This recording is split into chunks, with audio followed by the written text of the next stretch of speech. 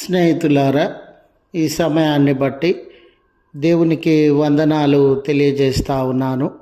ప్రేమపూర్వకముగా మిమ్మల్ని అందరినీ వాక్య ధ్యానంలోనికి ఆహ్వానిస్తూ ఉన్నాను. గోనె పట్ట తీసివేసి అనే ఆలోచనను మీతో కూడా పంచుకోవడానికి ఇష్టపడుతూ ఉన్నాను కనుక దేవుని యొక్క వాక్యమును మీరు ముగింపు వరకు ఆలకించాలని మీ స్నేహితులతో, కుటుంబ సభ్యులతో ఈ వీడియో షేర్ చేసుకునండి. మీ ప్రార్థన మనవులు తెలియజేయండి. నమ్మకంగా మీ కొరకు ప్రార్థిస్తాము. ఈ వీడియో మీ ఆధ్యాత్మిక జీవితములకు ఉపయోగకరంగా ఉంది అని మీకు అనిపిస్తే దయచేసి ఈ ఛానల్ను సబ్స్క్రైబ్ చేసుకునవలసినదిగా మనవి. లేఖనము కీర్తనలు 32వ కీర్తన 12వ వచనము. నీవు నా గోనెపట్ట విడిపించి సంతోష వస్త్రము నన్ను ధరింపజేసి ఉన్నావు. స్నేహితులారా, మనము దుఃఖము, సమస్యలు, భారము, కృంగిన వేళ, శ్రమల పాలైనటువంటి వేళ, దుఃఖంలో అపజయములతో, నిందలతో, అవమానములతో కృంగిపోతూ ఉన్నటువంటి వేళ వస్త్రముల పట్ల కానీ, భోజనం పట్ల కానీ, శరీర సంబంధమైనటువంటి అవసరతలు, సౌకర్యాల పట్ల శ్రద్ధ లేకుండా మన ఆకారాన్ని, వస్త్రములను, ముఖమును చూడగానే అయ్యో వీరేదో బాధలో ఉన్నారే, వేదనలో ఉన్నారే అన్నట్లుగా మన జీవితం మారిపోతుంది. అంటే అటువంటి శ్రమలు, సమస్యలు మనల్ని కృంగదీసేవిగా, మన ముఖాన్ని వికారంగా మార్చేటటువంటివిగా ఉండినవి. అయితే ఇశ్రాయేలీయులకు ఉన్నటువంటి అభ్యాసము, వారి జీవితంలో ఏదైనా శ్రమ, తట్టుకోలేనటువంటి ఆపద, శత్రుభయము, యుద్ధము, కరువు, దేవుని యొక్క తీర్పులు, అనానుకూల పరిస్థితులు తలెత్తినటువంటి సందర్భంలో మేము శోకంలో ఉన్నాము, తీర్పునకు లోనైనటువంటి వారంగా ఉన్నాము, భరించలేని సమస్యలను, కన్నీళ్లను, అవమానములను అనుభవించుచు ఉన్నాము అనేదానికి గుర్తుగా తాము ధరించినటువంటి ప్రశస్త వస్త్రములను, మంచి విలువైన వస్త్రములను తీసి వేసి గోనె పట్ట కట్టుకునేటటువంటి వారు, వారి యొక్క కన్నీటిని సూచించడానికి, వారి యొక్క ఆపద, సమస్య, శత్రుభయము, అనారోగ్యము, తీర్పునకు లోనైన, నెమ్మది కరువైన, శాంతి దూరమైన, సమాధానము లేని స్థితిని తెలియజేయడానికి గోనెపట్ట కట్టుకునేటటువంటి వారు. ఆ ఆపద కాలంలో దేవుని యొక్క కృప కొరకు కనిపెడతా ఉన్నాము.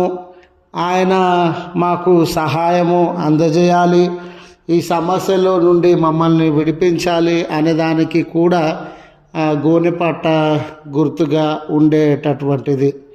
మరి కీర్తనాకారుడు, మరి ముఖ్యంగా దావీదు గారు ఈ కీర్తన యందు దేవుడు నిజమే, నేను ఆపదలో ఉన్నప్పుడు, నేను కన్నీళ్ళలో ఉన్నప్పుడు, సహింపలేని, భరింపలేని సమస్యలు, శత్రుభయము నన్ను ఆవరించి ఉన్నప్పుడు, నెమ్మది, సమాధానము నాకు దూరమైనటువంటి వేళలో నా జీవితము ఈ కృంగిపోయినటువంటిదిగా, ఈ కన్నీళ్లతో నింపబడినటువంటిదిగా, సమాధానము లేనటువంటిదిగా, అన్నీ దూరమై, అందరూ దూరమై ఒంటరితనాన్ని, శోకాన్ని అనుభవిస్తూ ఉన్నటువంటిదిగా దావీదు గారి జీవితంలో ఇలాంటి కన్నీళ్లతో కూడిన అనుభవాలు, వేదనతో కూడిన అనుభవాలు మాటికి సంభవించినట్లుగా మనము గమనించగలుగుతాం. స్నేహితులారా, అటువంటి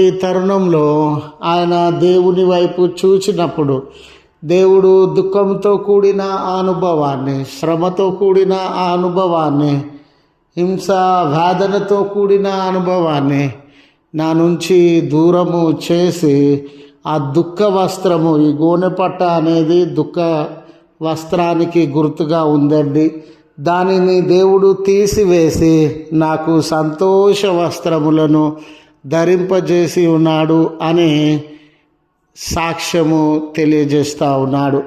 నేను ఆపదలో ఉండగా నా దుఃఖాన్ని దూరపరిచి దేవుడు సంతోషాన్ని నా జీవితంలో అందించినాడు అని వారు తెలియజేస్తూ ఉన్నారు. స్నేహితులారా, ఈ దినము మీరు, మనము, నేను, నీవు నిజమే నా జీవితం దుఃఖంలో ఉందండి, సమస్యలో ఉందండి, వేదనను అనుభవిస్తూ ఉన్నానండి, ఒంటరితనం కృంగదీస్తూ ఉందండి, శాంతి దూరమైంది, సమాధానం దూరమైంది, ఎన్నో ఆపదలు, ఎన్నో సమస్యలు నా ఊపిరి సల్పకుండా నేను దుఃఖంలో మునిగి ఉన్నానండి అనే అనుభవము, ఆ కన్నీటితో కూడినటువంటి బాధలు మనలను ఆవరించినటువంటి వేళ మనము దావీదు గారి వలె ప్రభువును ఆశ్రయించినప్పుడు ఆయన మన దుఃఖాన్ని సైతము దూరపరిచి ఆనందంతో నింపేటటువంటి దేవుడని గుర్తు చేస్తూ ఈ మాటలను ముగిస్తా ఉన్నాను. ప్రార్థించుదము. కృపగల తండ్రి, ప్రేమగల మా దేవ, నీ పరిశుద్ధ ఉన్నతమైన నామమునకు వందనాలు చెల్లిస్తూ ఉన్నాం. మేమందరము, మా చుట్టూ ఉన్న జనాంగము ఏదో ఒక సమస్యను బట్టి, బలహీనతను బట్టి, వారి జీవితాలలో ఎదురవుతున్న శోకములను, బంధకములను బట్టి దుఃఖ వస్త్రములను ధరించినటువంటి వారుగా, నెమ్మదికరమైనటువంటి వారుగా ఉన్నారయ్యా.